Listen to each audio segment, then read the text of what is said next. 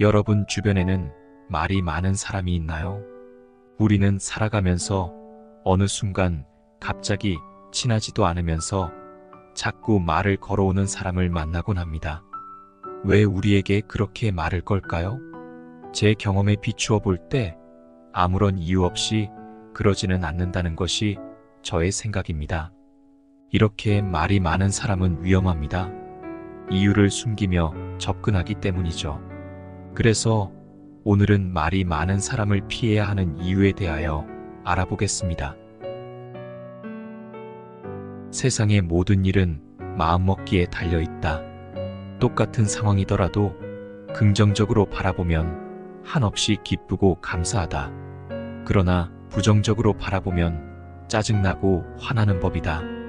따라서 항상 불평불만 대신 만족스러운 마음가짐을 갖도록 노력해야 한다. 그러면 인생이 훨씬 더 풍요로워질 것이다.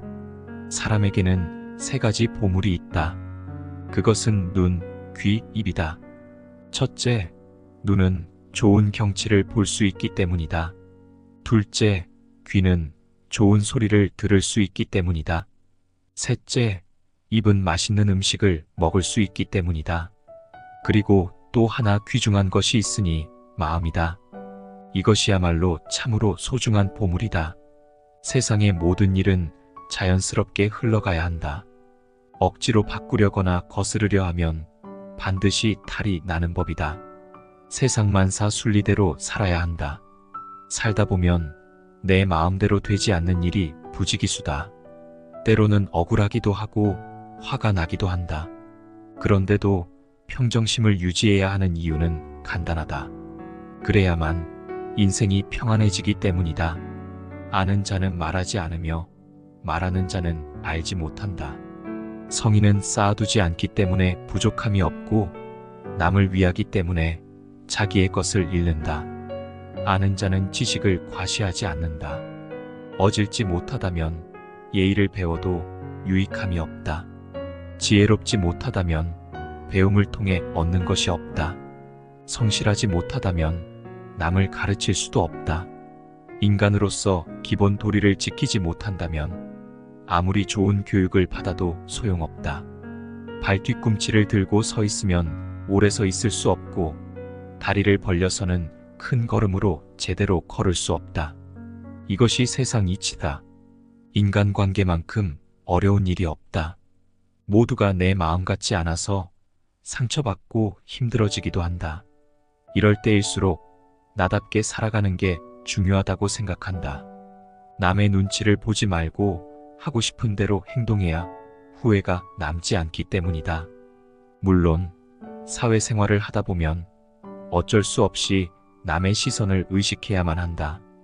그래야만 원만히 지낼 수 있기 때문이다. 그렇다고 지나치게 신경 쓰다 보면 정작 소중한 자기 자신을 잃어버릴 수도 있다. 따라서 가끔은 이기적이어도 괜찮다. 어차피 인생은 혼자 살아가는 거다. 사람들은 무언가를 하고자 할 때 늘 그 일이 거의 성취될 즈음 실패한다. 그러므로 마지막까지 처음처럼 조심하라는 것이다. 그리하면 절대 실패하지 않는다. 아등바등 애쓰는 자는 자신을 사지에 몰아넣는다. 살 곳에서 나와 죽을 곳으로 애써가는 이들이 있다. 사람은 큰 일을 하려 하지 않는다면 오히려 큰 일을 이루게 된다.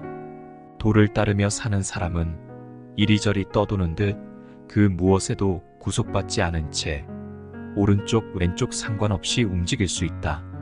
공을 세우고 맡은 일을 해냈어도 그것을 내세우려 하지 않으며 자신의 이름을 드러내려 하는 법이 없다. 만물이 순종해도 그 주인이 되는 법이 없으며 욕심이 없이 사나운 모습을 찾아볼 수가 없다. 만물이 귀해도 그 주인 노릇을 하지 않으니 그 모습은 무척이나 크다. 서민이 큰 일을 이루는 것은 이러한 이유에 있다.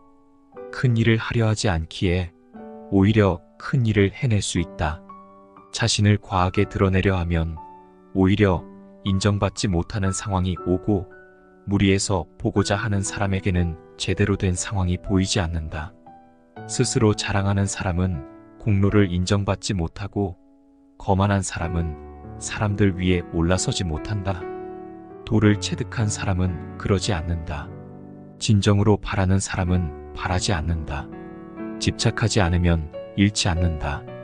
잘하려 애쓰는 자는 실패하게 되고 집착하는 자는 오히려 잃는다.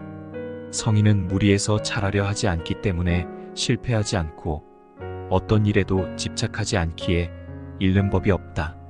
무언가를 조이려면 우선 펴게 해주고 상대를 약하게 만들려면 잠시 강하게 만드는 게 훌륭한 방법이다. 무언가를 떠나보내려면 잠시 함께 있어주고 무언가를 빼앗으려면 우선 갖고 있게 하라. 이것이야말로 말로 설명할 수 없는 지혜이고 부드럽고 약한 것이 강한 것을 이긴다는 것이 이치다.